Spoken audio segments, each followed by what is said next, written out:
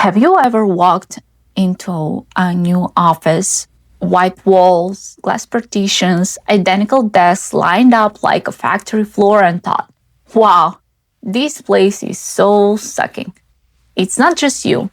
Modern offices are designed to look open and collaborative, but often they kill creativity, increase stress, and make you want to go home.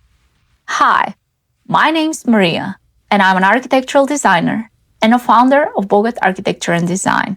And today, we're diving deep into the psychology behind why so many modern offices feel the same and how that sameness affects how we think, feel, and work. So let's rewind a bit.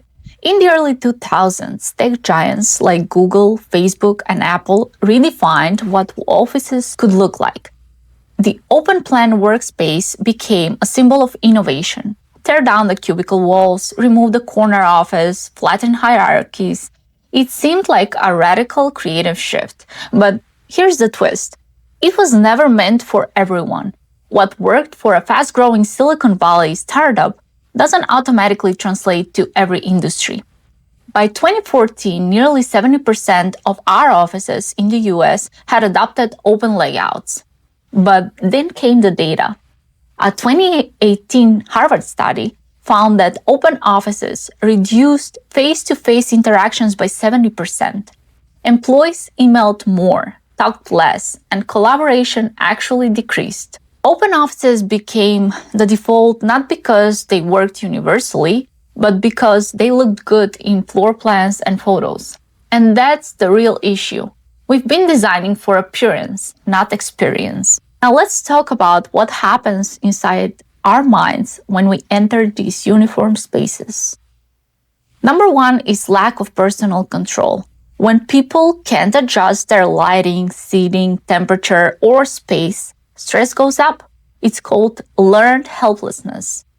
We need environments that respond to us, not the other way around. Number two is monotonous visual fields, like beige carpet, white desks, glass dividers. It may look minimal, but it's actually sensory deprivation. Our brains crave pattern, texture, and visual rhythm. A 2019 study found that environments with biophilic complexity like plants, textures, and organic patterns boost cognitive restoration. Number three, noise and distraction. Open offices often ignore acoustics. People report losing up to 86 minutes per day due to noise distractions. That's almost 2 full workdays every month. Number four is lighting and circadian disruption. If you've ever left work feeling disoriented, it could be the lighting. Our bodies are wired to daylight cycles. Overhead LEDs with no natural variation disrupt sleep, mood, and performance.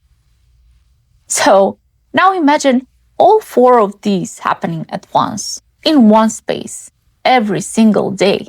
It's not surprising people feel drained. Here's where it gets even more interesting, especially for creative professionals. Our brains operate in 2 primary modes, task mode and a default mode. The default mode network is where creativity, problem solving, and imagination come alive. But this network deactivates when we are in a sterile, monotonous environment. Same lighting, same furniture, same layout every day. No wonder so many of us feel stuck, invisible, or uninspired. And here's a thought experiment. Would you design an art studio with gray walls, no windows, and no privacy? Then why are we designing every office that way? In environments that feel emotionally cold or repetitive, we lose the subtle cues that help us remember, imagine, and feel present. Even micro moments, like seeing a personal photo or hearing water trickle from a fountain, can really ground us. So what's the solution? Let's get into 5 strategies that can turn soul-sucking into soul-sparking, and they are all rooted in psychology and good design. Number one is zoning and spatial variety. People thrive when they can choose how to work. Focus spots, lounges, brainstorming booths, and outdoor nooks. Microenvironments allow autonomy and reduce burnout. Number two, biophilic design. Introduce plants, use woods, create visual connection to outside. Biophilic design has been shown to reduce stress by 60%. Number three, human-scaled architecture.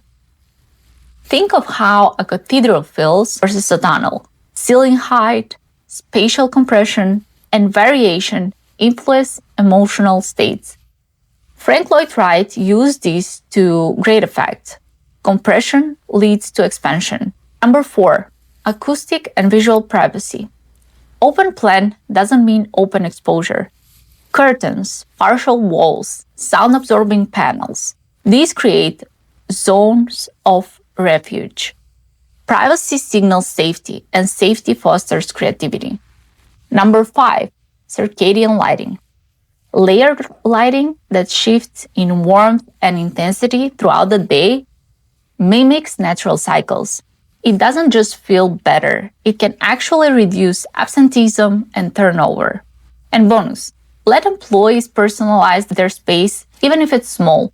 Personalization leads to ownership, and ownership leads to pride. Somewhere along the way, office design became a template. Wide, open, minimal, copy-paste over and over again. But humans aren't templates. We're sensory, emotional, curious beings. And when we step into a space, it should respond to that. As architects and designers, we have a responsibility to create not just efficient spaces, but meaningful ones. So the next time you're designing or stepping into an office, ask yourself, does this space support the human mind or suppress it? If this resonated with you, hit subscribe and like. I post weekly videos on design psychology, sustainability, and architecture that makes you feel. And if you'd like to see real-world examples of inspiring human-centered offices, comment below and I might do a breakdown next week. Until then, have a good one.